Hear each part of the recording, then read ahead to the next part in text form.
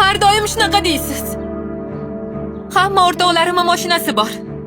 Siz qachon edi menga mashina beraman deganingiz? O'zi sizchi? Assalomu alaykum.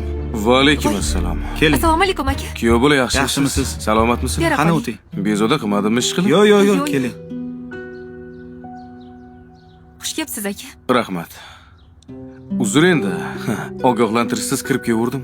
Yo'q, xush kelibsiz. Kuyov bola, agar ko'nglingizga kelmasa, maylimi? Singlimda gapim bor edi. Mayli. Xo'p, tashqarida bo'laman. Rahmat. Esingdami? Mahallamiz boshida bir qiz pista sotib o'tirardi. Uni bitta akasi bor edi. Bozorda arava tortib kun ko'rardi. Chunki ota-onasidan erta judo bo'lishgan edi. Mahalladagilarning hammasini ularga rahmi kelardi. Hozirchi o'sha pistachi qiz yaxshi oilaga kelin bo'lib tushdi. Akasi bo'lsa oyoqqa turdi. Singlim, agar ering o'rnida bir kun yashash imkoni bo'lganida, sen bir kun emas, bir soat ham yasholmagan bo'larding. Eshitganmisan, ayollar tug'ruq vaqtida bir o'lib tiriladi deyishadi. Erkaklarchi, erkaklar har kuni o'lib tiriladi. Kim uchun? Oilasi uchun.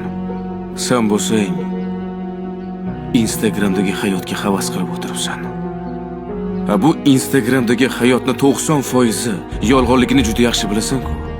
Bugun baxtli video qo'ysa, 3 kundan keyin ajrashayotganligi to'g'risida video qo'yishyapti. Ering yaxshi yigit. Uni ham orzu-havaslari bor. Lekin seni orzularingni amalga oshiraman deb o'zini orzularidan voz kechib yashayapti. Bu haqiqiy erkakning ishi. Jon singlim, o'tmishingni esingdan chiqarma. Menga ruxsat. To'xtang aka. O'tir.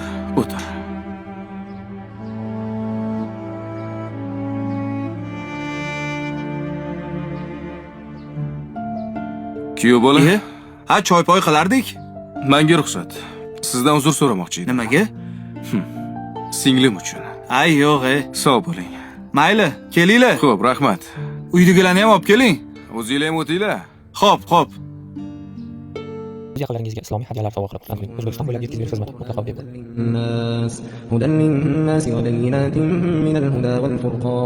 daqiqa shoshma. Sizga men jannatni ilindim. Bismillahirrohmanirrohim.